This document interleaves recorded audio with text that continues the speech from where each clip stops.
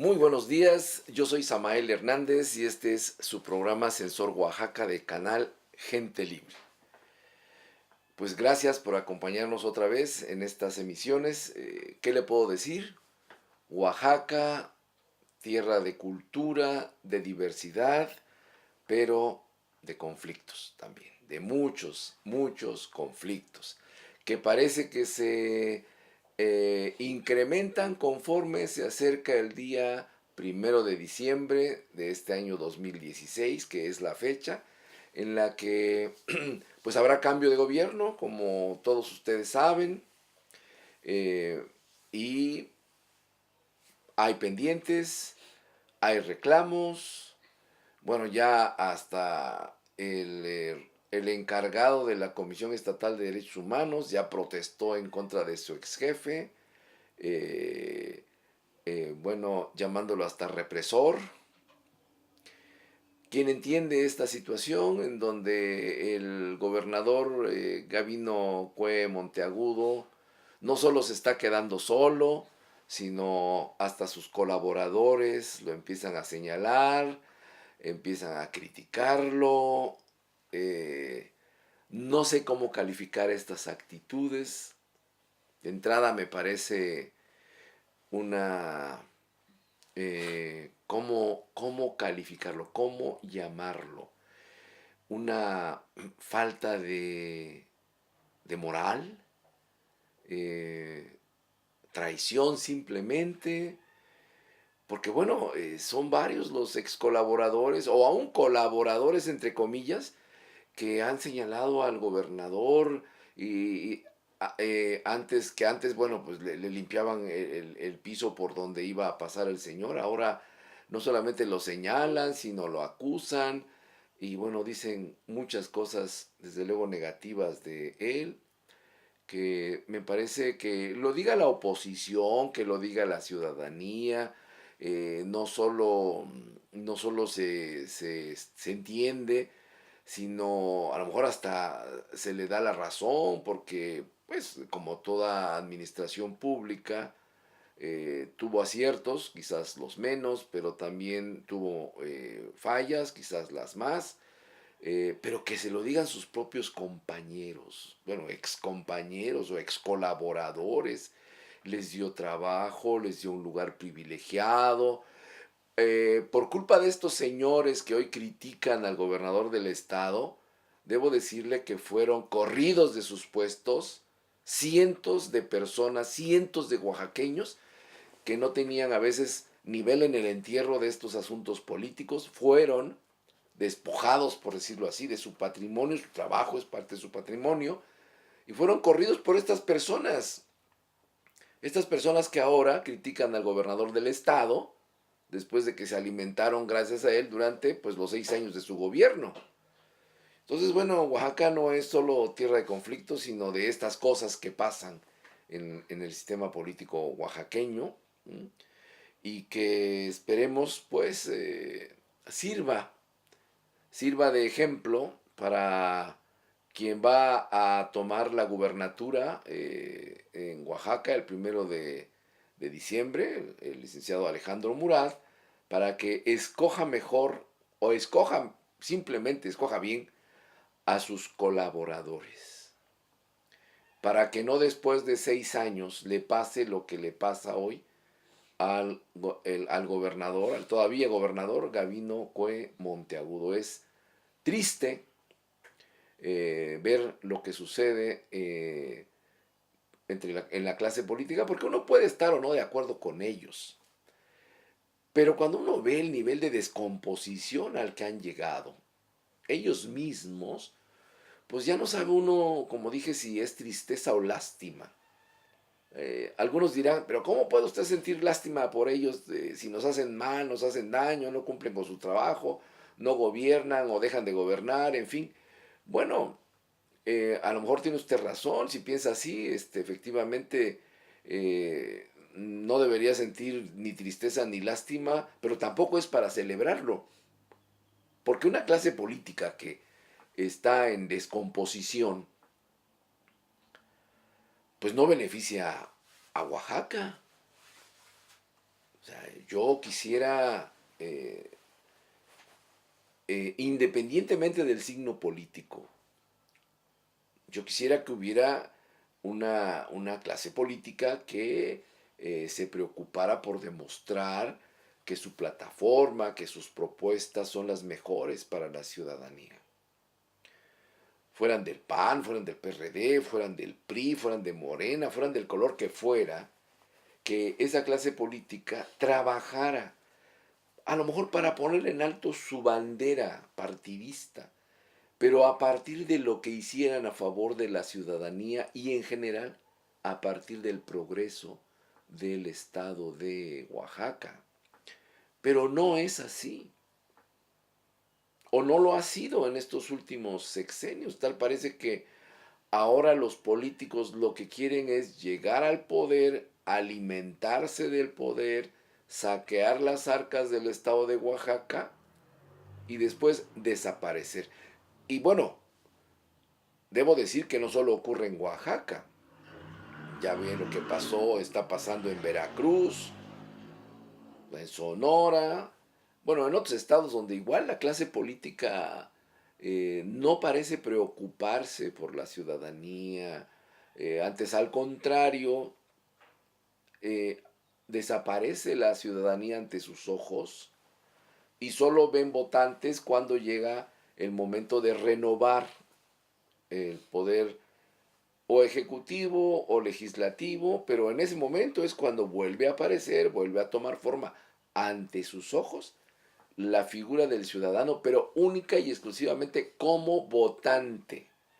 En tanto que es portador de un voto, tiene sentido para ellos. Después, como ya no son expresiones de un voto, pues entonces dejan de importar. Y ya lo que suceda no tiene que ver con el mundo de la política. Ellos se encargan de otras cosas.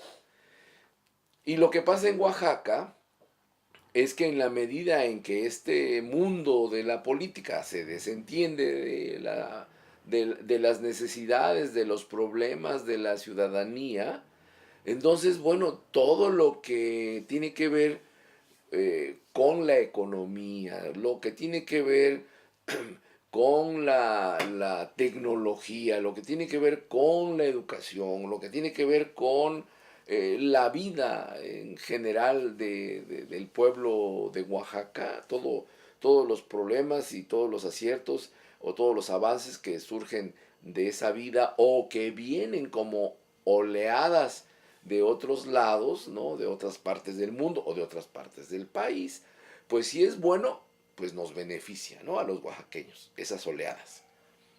Y si es malo, pues nos perjudica. Y quienes deberían estar viendo, que es el gobierno, que las cosas que nos benefician pasaran y llegaran más, y las cosas que nos perjudican fueran frenadas o cuando menos desviadas para que no nos llegara de golpe, pues ellos no se ocupan de eso. Se protegerán ellos, pero el pueblo ante estas oleadas que pudieran ser negativas, como lo son en algunos casos, pues no les interesa. Ya ve, viene, vienen el recorte presupuestal del gobierno federal, los recortes al presupuesto del 2017, pues que dinamizan de algún modo la economía, pues acá, en Oaxaca y en varios lugares del país, no va a suceder eso, o no va a suceder con la intensidad que nosotros quisiéramos para que se estimulara el crecimiento, ¿no? La oleada de delincuencia, igual, viene acá, nos pega a los oaxaqueños y la clase política tampoco hace gran cosa. Entonces, todas estas situaciones negativas que nos están golpeando a todos, ¿no? A todos, empezando desde luego por la parte económica, pero siguiendo con la cuestión de la seguridad. Y bueno, si quiere usted agreguémosle la parte de educación, que también tenemos problemas. Viene la oleada de la reforma educativa. En la parte positiva, pues qué bueno. En la parte negativa, pues ¿qué se está haciendo? Pues no se está haciendo gran cosa porque surgen los descontentos, los maestros protestan, los padres se dividen, padres de familia me refiero. Y bueno, pues Oaxaca sufre los embates directos de estos, de estas tormentas, llamémosle así, que llegan a nuestras costas. Y no me refiero a las costas del estado, sino a los límites en donde pues vive la gente de Oaxaca. Que si sucede en otros estados, sí sucede, pero a nosotros nos interesa lo que sucede en Oaxaca. Bueno, pues todo esto que está sucediendo en nuestro estado en estas últimas fechas, hablaba de los conflictos, hablaba de las protestas, ¿no? Eh, eh, bueno, el miércoles eh, protestaron los transportistas, ¿no? Cercaron la ciudad, sitiaron la ciudad. ¿Por qué? Porque alegan que les deben sus pagos las empresas constructoras. Pero las empresas constructoras, ¿qué tienen que ver con la ciudadanía? ¿Por qué no van los señores transportistas y le hacen un paro, una huelga, una protesta en sus oficinas, allí donde están sus maquinarias? Eh, Finalmente son los que les deben, ¿no? Las empresas constructoras. Bueno, seguramente las empresas constructoras le dijeron, pues no les pagamos porque el gobierno del estado no nos paga a nosotros. Dijeron, entonces ¿para qué vamos directamente a presionar a las empresas constructoras si quien les debe es el gobierno del estado? Estoy suponiendo que fue así, porque no veo la razón para que cerquen la ciudad, sitien la ciudad, si son unos particulares los que les deben el dinero. Entonces, me imagino que deben estar vinculando todo esto al problema de que el gobierno del estado no les ha pagado a los contratistas y por lo tanto ellos pues no reciben su pago, ¿no? Y ya le comento, no solo son las protestas de estas organizaciones, ¿no? Sino también pues son las protestas de los maestros, las protestas de los trabajadores del sector de salud, que van generando pues prácticamente movimientos sociales que, bueno, no ha habido uno que junte a todos, ¿no? Como sucedió, por ejemplo, en el 2006, ¿no? En donde el conflicto que se daba entre el magisterio y en aquel entonces el gobernador Ulises Ruiz Ortiz, pues que propició que se juntaran muchas organizaciones y actuaran ya como un movimiento social, ¿no? Es decir, ya son diferentes banderas, diferentes organizaciones, diferentes grupos, diferentes actores sociales que se movilizan de manera coordinada. A lo mejor cada quien por su propia bandera, como dije, pero lo hacen de manera coordinada y actúan en sus manifestaciones de protesta, pues de manera coordinada. Bueno, eso es un movimiento social. Pues sucede que estos movimientos sociales, no nada más en Oaxaca, es un fenómeno que se está observando, esta emergencia, estos fenómenos sociales, se está observando en pues, prácticamente toda América Latina y pues yo diría que pues en una buena parte del mundo, ¿no? En las noticias vemos cómo en España igual hay movimientos de protesta, vemos en Francia hacen huelga los policías, igual protestan, en Inglaterra, bueno, en muchos lugares del mundo, y parece que este es un fenómeno que está llegando a un pico de frecuencia alto. Pero bueno, lo invito a que continúe con nosotros para que en el siguiente bloque podamos platicar de qué efectos está teniendo todo esto, el incremento de la protesta, de los conflictos, de los movimientos sociales. Ahora ya puedes ver tu canal ciudadano a través de tus dispositivos móviles, smartphones o tablets con tan solo descargar el navegador Puffin a través de la tienda virtual de tus dispositivos móviles. Solo abre tu tienda virtual y busca la aplicación Puffin Free y dale descargar. Es totalmente gratis. Ya que lo hayas instalado, solo abre la aplicación y busca www.canalgentelibre.mx y a partir de ese momento ya podrás seguir tu enlace con Canal Gente Libre desde cualquier lugar en el que te encuentres con tan solo darle un clic a tu dispositivo móvil. Síguenos y chatea con nosotros. Gracias por seguir con nosotros. Yo soy Samael Hernández. Este es su programa Sensor Oaxaca de Canal Gente Libre. Y le comentaba, pues hay como un auge, un crecimiento explosivo de los movimientos sociales, ¿no? Los movimientos sociales que se expresan como tales o a través de protestas, de conflictos. Y Oaxaca, bueno, pues es la tierra de los movimientos sociales y de los conflictos y de las protestas, ¿no? Pero todo esto empieza a preocupar. Yo creo que empieza a preocupar más a los académicos, a los investigadores de los fenómenos sociales, que a los políticos, ¿eh? No, los políticos yo creo que ven los conflictos y las protestas, ven a los movimientos sociales como la obra de sus enemigos que por ahí andan alborotando a la gente para que se les echen encima. Y no lo ven a partir de lo que produce estas protestas, lo que produce estos conflictos, lo que produce los movimientos sociales. Ya, los políticos siempre tienden a ver, no, es que los está moviendo fulano, los está moviendo sultano, nosotros estamos bien. Lo que pasa es que nuestros enemigos pues quieren llegar al poder y quitarnos a nosotros, y lo ven todo por ahí, como si alguien estuviera conspirando en contra de ellos. Y entonces ven a los dirigentes de los movimientos sociales como agentes de estos enemigos, y pues los tratan no como ciudadanos inconformes, sino como enemigos, porque para ellos estas personas pues están asusadas por sus enemigos para hagan lo que hagan, hacerlos tambalear o hasta caer del poder, ¿no? Así lo ven.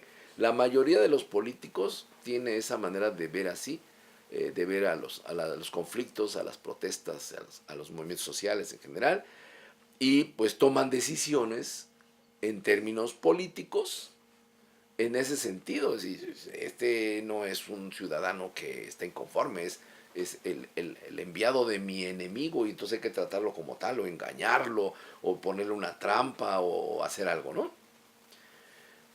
Eh, no es así.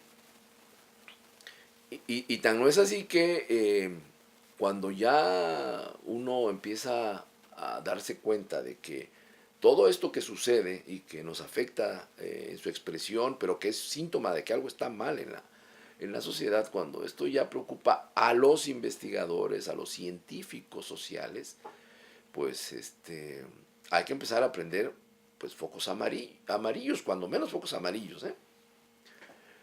¿Por qué le digo esto? Porque hace unos días se realizó el primer Congreso Nacional de Estudios de los Movimientos Sociales aquí en México, o sea, en nuestro país. El Congreso se realizó en la Ciudad de México, comenzó el día 17 de octubre y culminó el 21 de este mismo mes, de octubre. Y bueno, pues tengo acá el cuadernillo, que es el programa, no sé, se ve bien ahí, el programa después lo verán ampliado en su pantalla, el programa de ese congreso. Pues yo tuve el privilegio y la suerte de ser invitado a presentar una ponencia en este congreso, en el que participaron pues especialistas de alto nivel que estudian este tipo de fenómenos. Quiero mencionar, por ejemplo, al doctor Alberto Acosta, al doctor Armando Bartra, ¿no? Que estuvieron como invitados especiales y desde luego conferencistas magistrales en el Congreso. También estuvieron Manuel Antonio Garretón, ¿no? John Holloway, destacado investigador en el tema de los movimientos sociales, James Jasper, ¿no? También investigador de los Estados Unidos del tema y que además tiene una propuesta interesantísima sobre el papel que juegan las emociones en estos movimientos sociales. Eh, la doctora Marcela Lagarde, la doctora Marta Lamas, que hablaron sobre cómo se expresan estos movimientos sociales cuando tienen que ver el género como la materia de la protesta o de la inconformidad o la lucha por el logro de algunos objetivos, particularmente en el caso de las mujeres. A Geoffrey Players también, que este sociólogo destacado, es además el representante y además el coordinador de toda una red mundial que estudia los movimientos sociales. Estuvo también el doctor Luis Tapia eh, y bueno, el doctor Takeshi Wada de Japón, con una participación muy interesante sobre eh, el uso de algunos modelos matemáticos para poder analizar el comportamiento de los movimientos sociales. Y desde luego el doctor Sergio Cermeño, eh, que también tiene una propuesta muy interesante con relación a los movimientos sociales, que voy a tratar de platicarle un poco en resumen qué es lo que plantea Sergio Cermeño y otros destacados sociólogos, investigadores de los movimientos sociales, y qué fue lo que platicaron en el Congreso, que le insisto a usted, a ustedes que nos están viendo, que esto de los movimientos sociales lo que muestra es que hay un malestar generalizado en el mundo, en América Latina, en México y en particular en Oaxaca. Pero este malestar hay que analizarlo, hay que estudiarlo, hay que ver de qué viene y por qué viene, se da, qué lo produce. Y lo más interesante y lo más importante, cómo se pueden resolver estos problemas si es que tienen solución, ¿no? Hay cosas que no tienen solución, simplemente pasan, no se pueden evitar. No sé, los terremotos, por ejemplo. ¿Cómo podemos evitar los terremotos? No se puede, simplemente pasan. Y cuando esas cosas se dan así, lo único que puede uno hacer es pues, controlar los daños. Entonces, bueno, pues igual sucede en el ámbito estrictamente social. Hay cosas que a lo mejor pasan y tienen que pasar así. Entonces lo que hay que hacer es controlar los daños. Pero hay otras que sí se pueden evitar. Y entonces lo que hacen los investigadores en el campo de la sociología y de otras ciencias sociales es analizar qué produce este malestar social y si podemos quitar esa causa o ese elemento que lo produce o esos elementos que lo producen para que pues la gente pueda vivir de la mejor manera posible. Que al final de cuentas eso es lo que queremos todos. Para nosotros, para nuestros hijos, para nuestros seres queridos, pues queremos una vida mejor. tranquila, sin muchas preocupaciones, sin muchos problemas, ¿no? Más que los naturales, y cuando digo naturales me refiero a los que derivan de la naturaleza, pero que los problemas que los humanos producimos, bueno, si los producimos los humanos, pues yo creo que sí, la mayoría debe tener una solución. Entonces, en este congreso, eso es lo que se pretendió hacer. Falta ver qué tan buenos resultados trajo este primer congreso, y eso también lo voy a comentar en el tercer bloque de este programa.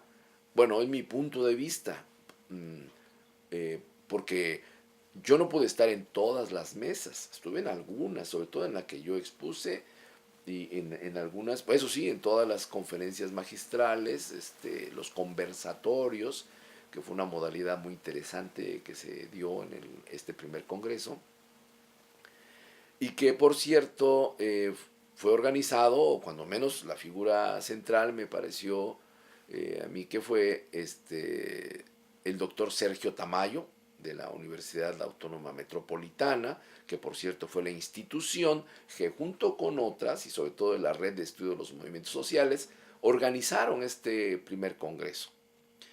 Eh, Tuve la oportunidad de platicar con el doctor Sergio Tamayo, una persona muy sencilla, muy amable y estudioso desde luego de estos fenómenos, y bueno, ya le platicaré qué fue lo que me comentó, y le describo un poco cuáles fueron los grandes temas que se discutieron en este congreso. El primer eje temático fue teoría, metodología y epistemología en el estudio de los movimientos sociales. El tema 2, identidad, cultura y contrahegemonía en los movimientos sociales. El tema 3, relación entre movimientos sociales, política y democracia. El tema 4, violencia política y criminalización de la protesta social. 5, globalización, neoliberalismo y movimientos altermundistas. El tema 6, derecho a la ciudad y transformaciones en el campo, megaproyectos, despojo y espacio público. El tema 7, movimientos sociales, ciudadanía y derechos humanos. El tema 8, expresiones artísticas en los movimientos sociales. El tema 9, género y movimientos sociales. El tema 10, movimientos sociales en torno a la sustentabilidad y el cambio climático. El tema 11, emergencia, consolidación y consecuencias de los movimientos sociales desde distintos enfoques teóricos. 12, repertorios, acciones y performance político de los movimientos sociales. El 13, las contribuciones mexicanas a los debates globales en el estudio de los movimientos sociales. Y por último, el tema 14, movimientos y educación. También hubo, desde luego, presentación de carteles, presentación de libros, ¿no? Presentación de documentales fílmicos, y fue muy variada el formato, digamos, en el que se presentaron los temas. Fue muy variado, muy atractivo, muy agradable el ambiente. El evento del Congreso se realizó en la Rectoría General de la Universidad Autónoma Metropolitana, al sur de la Ciudad de México. Y el primer tema, o más bien las primeras ideas que hay que destacar de este congreso, es la preocupación por, cuando menos, en general, cuando menos tres temas. Gracias por seguir con nosotros acá en Sensor Oaxaca de Canal Gente Libre. Le comentaba de estas ideas que se discutieron y estas preocupaciones que se hicieron sentir en este primer congreso de estudio de los movimientos sociales. Le decía, la primera que se destacó fue la preocupación por cómo tratan los gobiernos y cómo tratan los medios de comunicación en diferentes países esta emergencia de los movimientos sociales. Y muchos de los participantes señalaron que hay una tendencia muy marcada a criminalizar a los movimientos sociales. ¿Qué significa esto de criminalizar a los movimientos sociales? Bueno, lo voy a poner de una manera sencilla para que se entienda. Tratar a la protesta social como si fueran delincuentes. Es decir, como si estuvieran violando leyes, como si estuviera su conducta tipificada por el Código Penal y, por lo tanto, no solo merecen la sanción correspondiente, sino además la represión anticipada para que no se ejerza esta criminalidad o no se exprese esta acción criminal. Entonces, dice uno, a ver,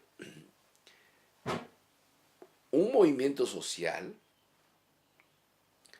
es un reclamo legítimo de los ciudadanos que se movilizan organizadamente o no, pero se movilizan de manera colectiva.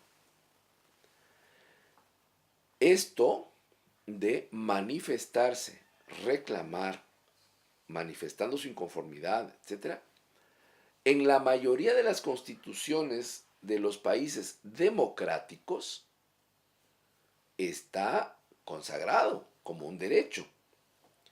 Es más, los derechos humanos de última generación consagran también o reconocen también estos derechos.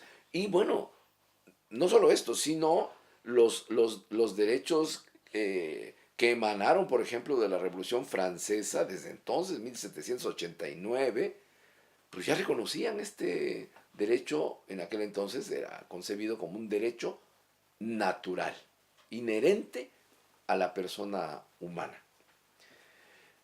Bueno, si es un derecho y se está ejerciendo, ¿de dónde viene la criminalización? Es decir, ¿por qué verlo como un acto fuera de la ley?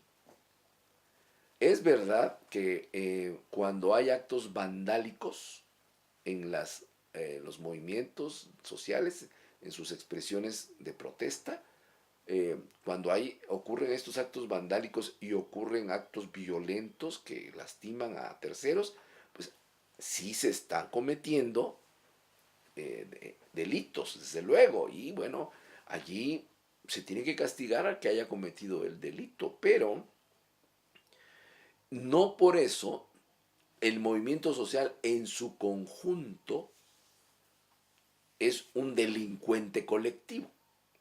Eso se tiene que distinguir muy claramente. El problema es que los gobiernos y los medios no distinguen entre la comisión del delito por algunos y el movimiento social como un actor colectivo. El movimiento social como un actor colectivo, insisto, es la expresión de una inconformidad ciudadana. Y de eso todos tenemos derecho, claro, respetando no afectar a los demás.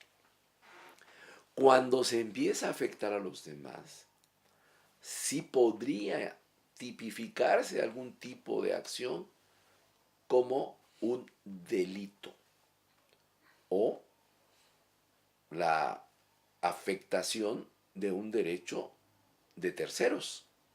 Por ejemplo, hoy que los señores transportistas hacen una acción cerrando calles, impidiendo el tráfico, ¿se está cometiendo un delito? Sí, porque tenemos que aceptar que cuando se cierra una carretera, sobre todo federal o una calle, pues se está llevando a cabo un delito, porque eso va más allá de la protesta y va más allá de lo que pudiera ser aceptable en un movimiento social.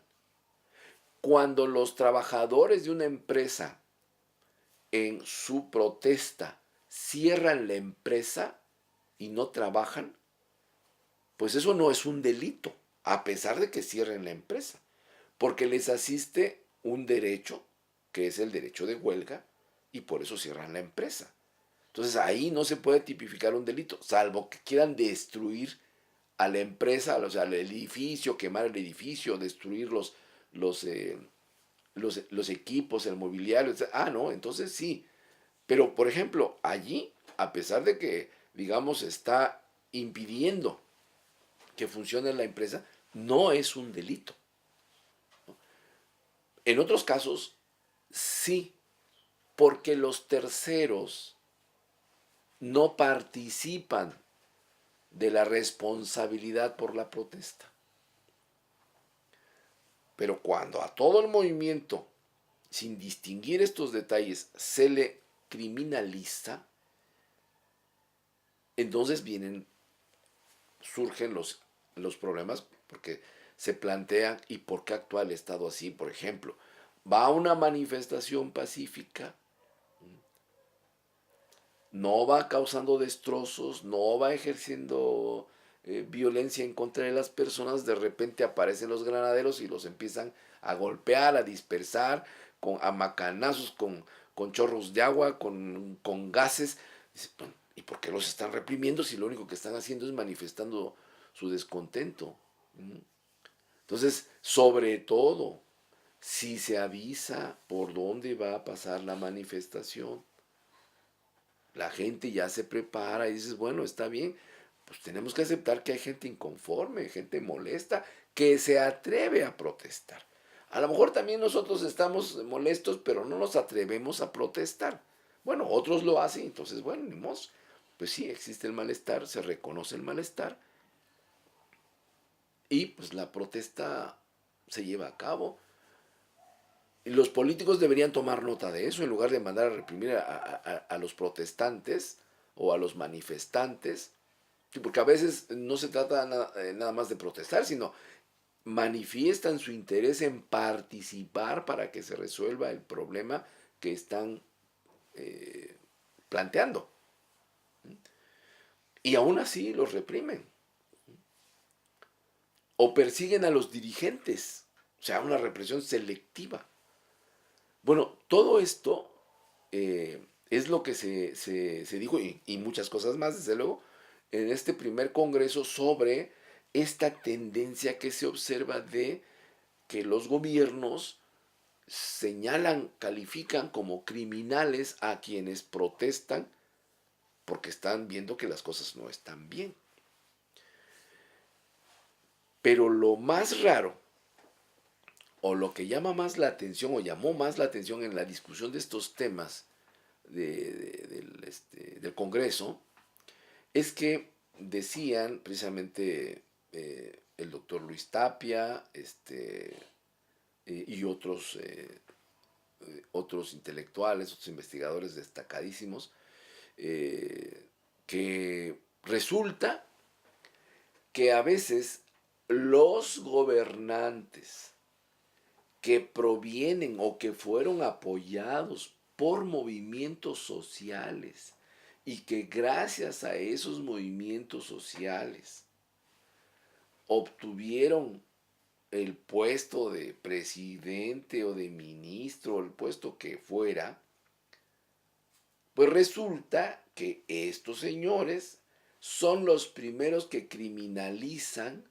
a los movimientos sociales en su país. El caso, por ejemplo, de Ecuador fue muy señalado con el presidente Correa de, de ese país, que es, bueno, una persona muy capaz, ¿no? Eh, de primera intención se le califica como pues progresista, ligado, vinculado, apoyado por los movimientos sociales en su momento de Ecuador, que lo llevaron a la presidencia de la República con un discurso de defendiendo la soberanía, defendiendo la necesidad de progreso de su país, defendiendo a los más vulnerables, hasta los pobres de su país, proponiendo políticas de desarrollo distintas a las propuestas que hoy hacen los economistas neoliberales, etcétera. Bueno, pues este señor resulta que ahora es el que reprime, encarcela a muchos dirigentes sociales. Entonces, una de las preguntas que se hacían en el Congreso es, bueno, ¿y por qué sucede esto? De algunos investigadores decían en el Congreso, dicen, bueno, es que aunque vengan de los movimientos sociales, cuando llegan al gobierno, pues hacen lo que hace el gobierno. El gobierno hace gobernabilidad, ¿no? Entonces, eso es lo que hace, ¿no?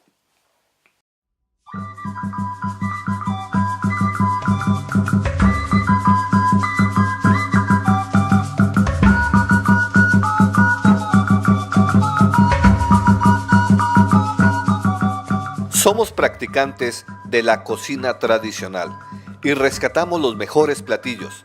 Tenemos nuestras salsas de chapulín y guaje. El paladar más exigente queda satisfecho con el mole de receta original de Casa Las Máscaras.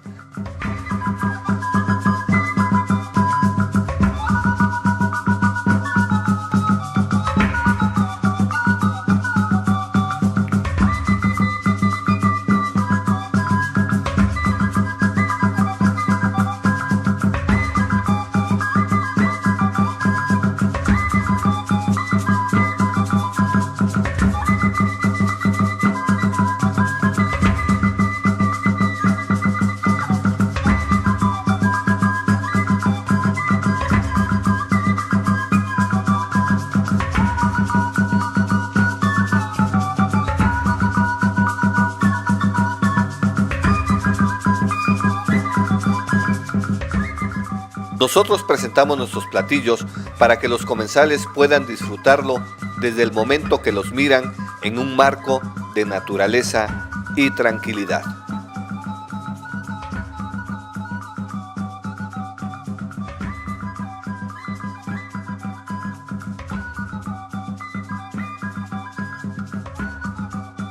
Un mecánico pues arregla vehículos, ¿no?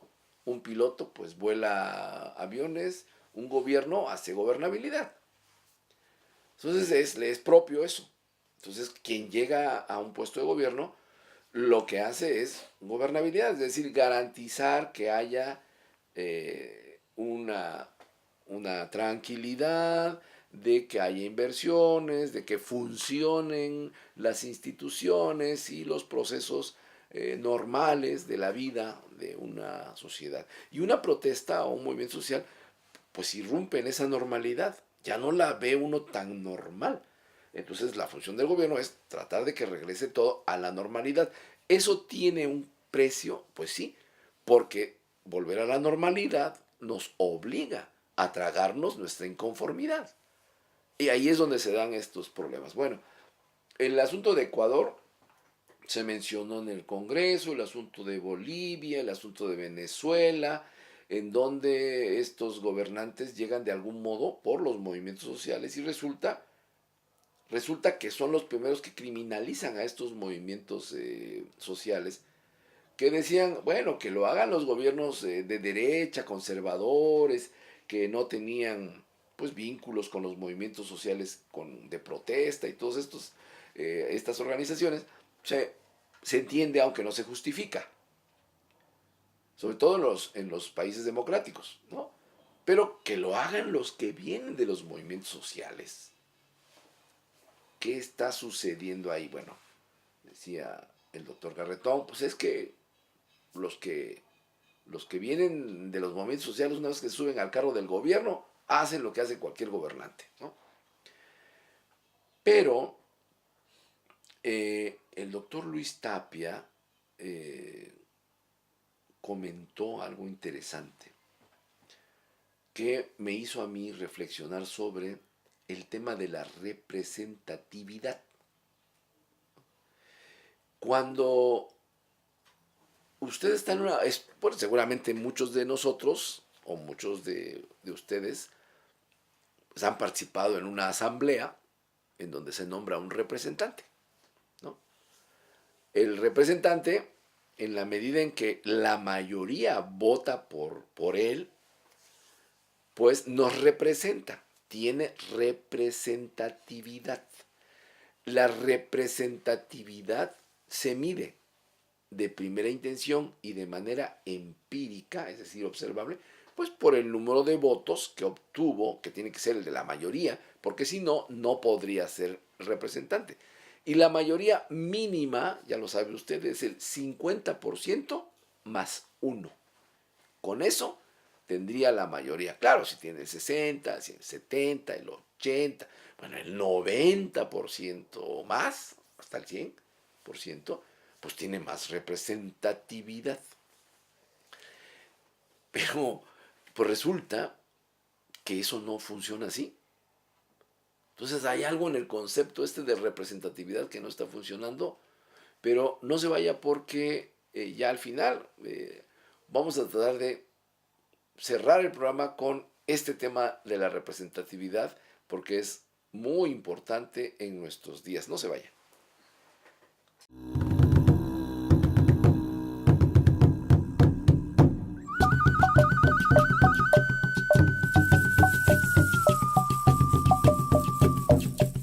Presenciar y vivir una representación de rituales chamánicos es una experiencia única. Son expresiones del alma que recrean situaciones que se viven cotidianamente en las comunidades indígenas de Oaxaca, pero que guardan una semejanza con las situaciones complejas que se vive por cada uno de nosotros en nuestra propia realidad.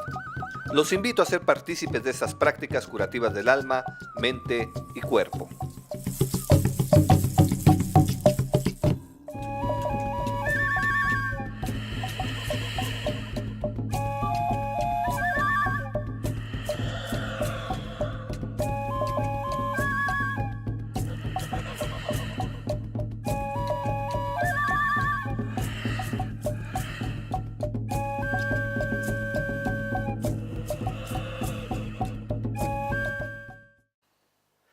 Gracias por continuar con nosotros en su programa Sensor Oaxaca de Canal Gente Libre.